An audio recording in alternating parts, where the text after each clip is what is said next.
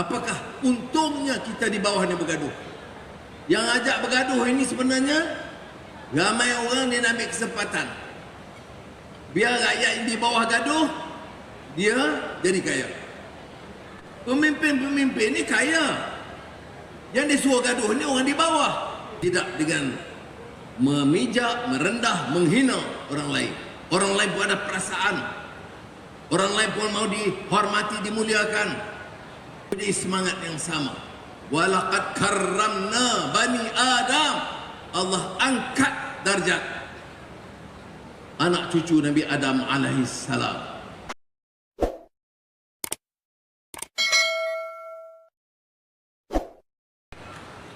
Alhamdulillah, kita bersyukur kepada Allah SWT dapat bersama-sama. Saya ucap terima kasih atas kesediaan Yunusuaran Sina dalam masa singkat mengumpulkan rakan-rakan, kerana rukun tetangga ini sebenarnya tidak dihebahkan besar, tetapi rakan-rakan dalam KRT tahu bagaimana nak kita hidupkan musyawarah dan demokrasi. Bagaimana nak hidupkan semangat perpaduan. Bagaimana kita nak tangani masalah jenayah, masalah-masalah di kampung, desa dan lorong-lorong bandar. Itu mesti dari penyertaan rakyat di peringkat bawah. Memudahkan kerja polis, memudahkan kerja jabatan, memudahkan kerja pegawai-pegawai pelaksana. Sebab itu saya hadir dan saya tahu belum ada sepanjang 10-15 tahun yang lalu Perdana Menteri hadir untuk acara rukun tetangga begini. Saya hadir untuk menyatakan terima kasih banyak kepada semua ketua KRT di negara kita yang menjalankan tugas. Baik, saya nak mulakan dengan soal perpaduan di negara kita. Malaysia ni negara kekuatan induknya orang Melayu, Putra. Agama Islam. Dan kita ada kekuatan dalam akar bahasa kita, bahasa Melayu. Kita jamin dalam perlembagaan hak keistimewaan orang Melayu dan Bumiputra. Dan kita memuliakan kedudukan raja-raja Melayu. Tidak siapa pertikai. Tetapi negara ini juga dapat merangkul, mendakap kekuatan pelbagai kaum dan agama. Tengok yang hadir ini. Majoriti Melayu. Ada Cina, ada India, ada orang asli. Ada orang yang asasnya pendidikan Islam. Ada yang sekolah Cina, sekolah Tamil. Ini dia kekuatan Malaysia. Kita jadikan seperti mana ditekankan dalam Al-Quranul Karim, lita'arafu, untuk kenal menghormati di antara satu sama lain. Jadi kalau orang mengatakan perbezaan warna kulit dan perbezaan budaya itu tidak membolehkan dia itu bersepakat dan berkawan dan menghormati, dia tidak berlandaskan semangat lita'arafu. Dan Quran menekankan tentang lita'arafu, inna akramakum indallahi atqakum. Yang Tuhan nilai itu bukan warna kulit kamu, bukan kaum kamu, bukan keturunan dan derajat kamu. Kamu paling rendah sekalipun. Bukan budaya kamu, bukan perbedaan yang ketara dalam kampung, makanan dan sebagainya. Yang dibedakan itu Allah jawab dalam Al-Quran, inna akramakum indallahi atqakum. Yang dimuliakan, angkat karamahnya, itu nilai diri, ketakwaannya. Banyak orang itu baik, baiklah jadinya. Akhlaknya mulia, mulialah jadinya. Imannya kukuh, kukuhlah kedudukan dia. Bukan yang lain. Ini yang semangat diterapkan dalam rukun tetangga.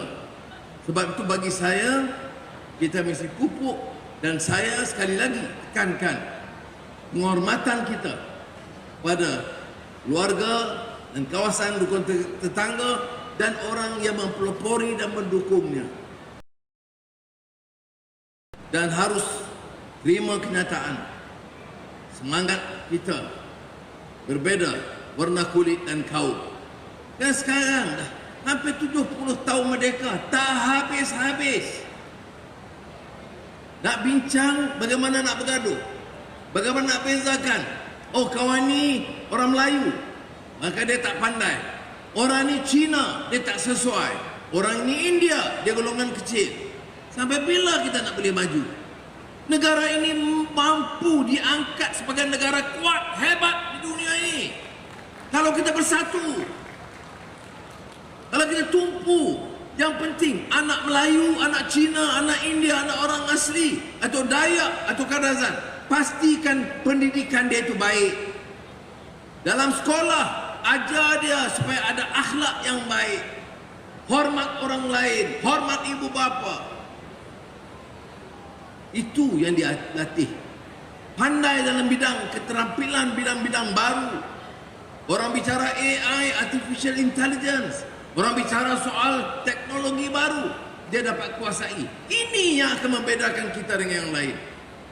Bukan sampah, menganggap sumpah seranah kepada orang. Anggap, oh, aku tak suka dia, aku tak mampu suka duduk dengan dia ataupun berkawan dengan dia. Ini bukan pandangan yang wajar.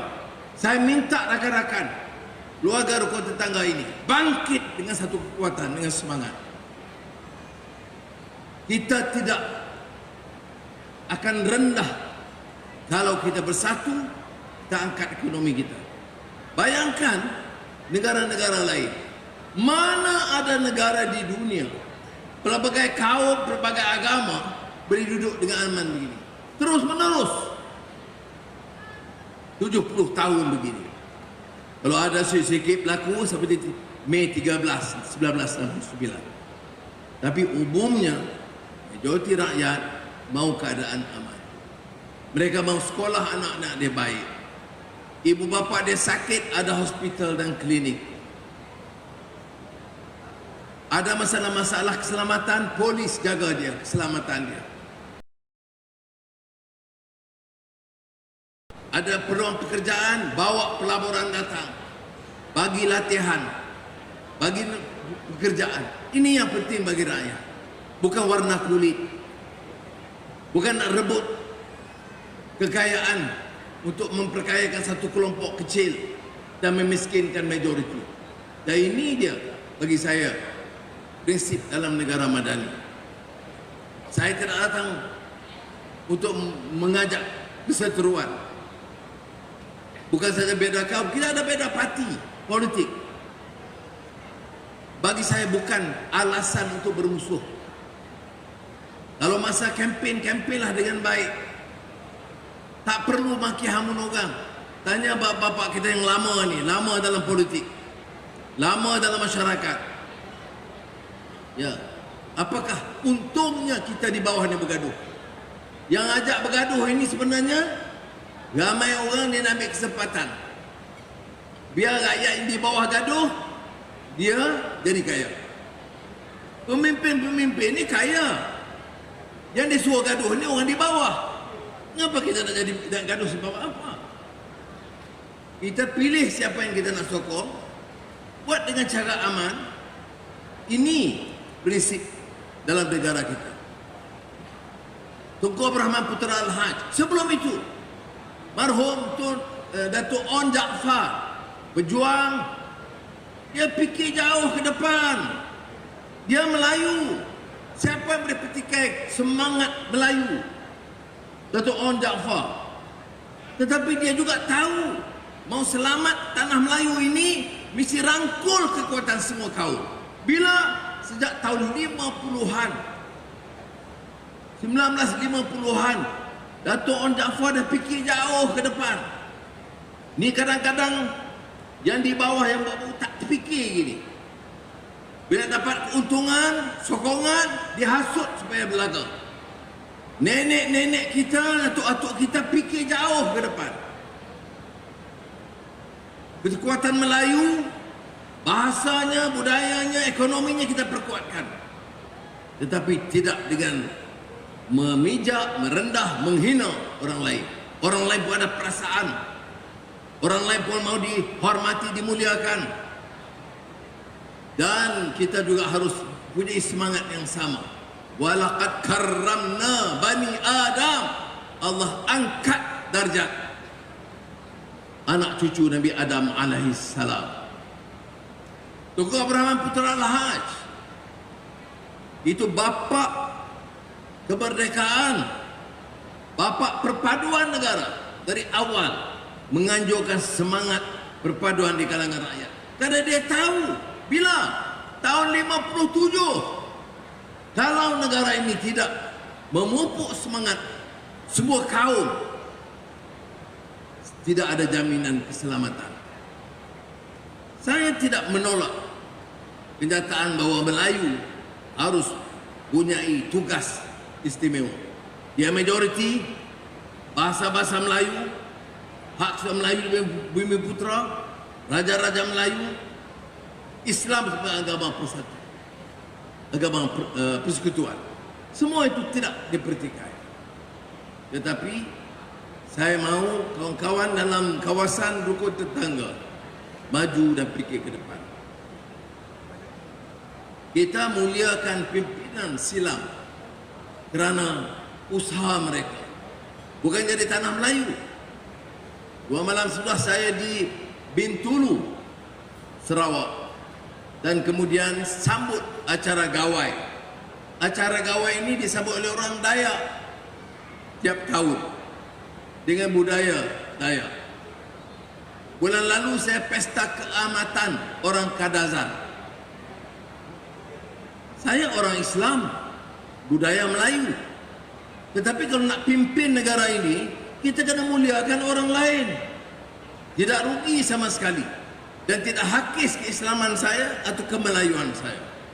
Dan sebab itu, saya harap kawan-kawan faham dan mengapa kita ada mau pupuk dengan latihan bagi kawasan rukun tetangga, kerana jumlahnya besar, lebih 200,000 anggota datang kuasa. Liputan komuniti cecah lebih 12.9 juta. Bayangkan, kita boleh tangkis semua percobaan menghasut dan memecah belahkan kita. Kita boleh membina kekuatan baru di antara kita. Dan ini yang saya harap wujud di kalangan kita, dan ujian kita besar.